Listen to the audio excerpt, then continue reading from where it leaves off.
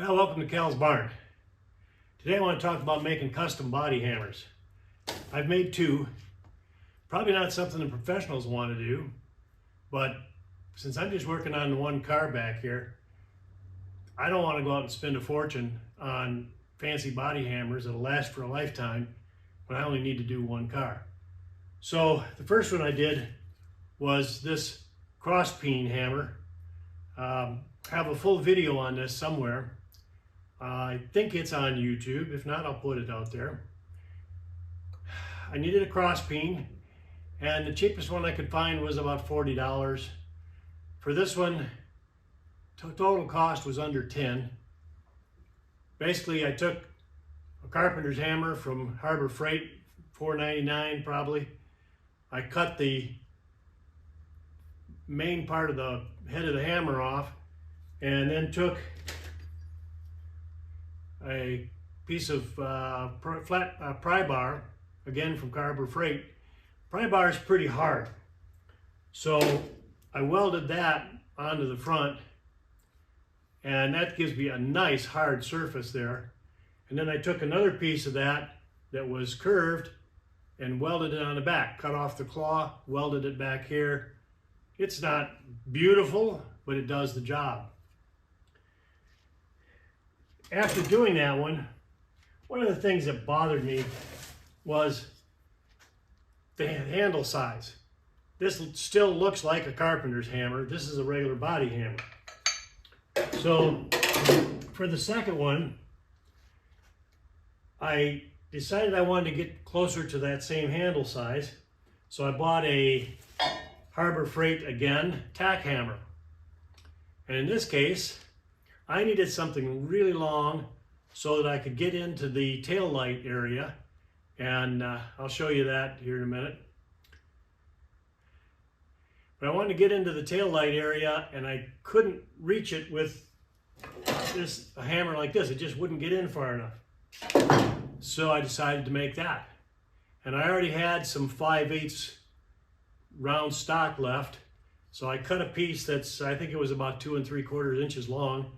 I cut the front edge of the tack hammer off, welded that piece on, and again, took a piece of the pry bar, so it's getting a little stubby now,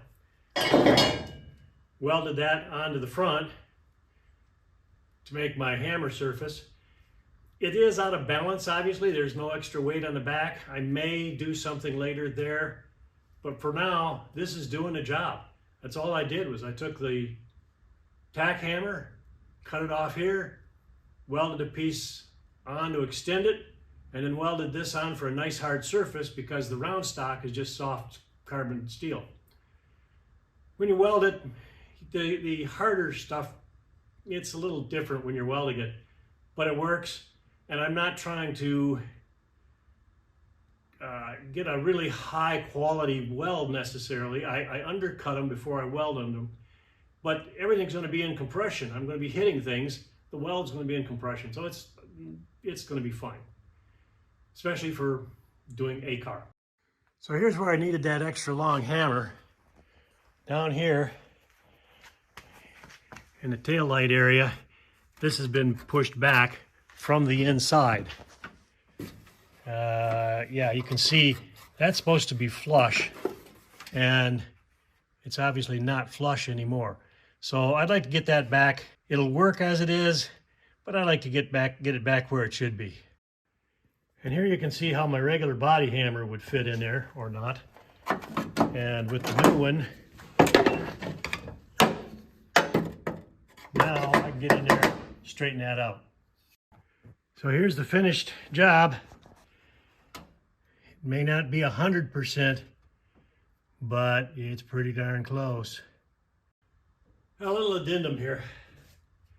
I think I do want to add either just some weight or something long on this end to counterbalance that, because as I'm swinging it, there's a tendency for that to want to drop. It's kind of hard to get it in the exact spot that you want. It worked for what I needed for now, but I think I'll make an improvement on it by adding some weight somehow to the other end.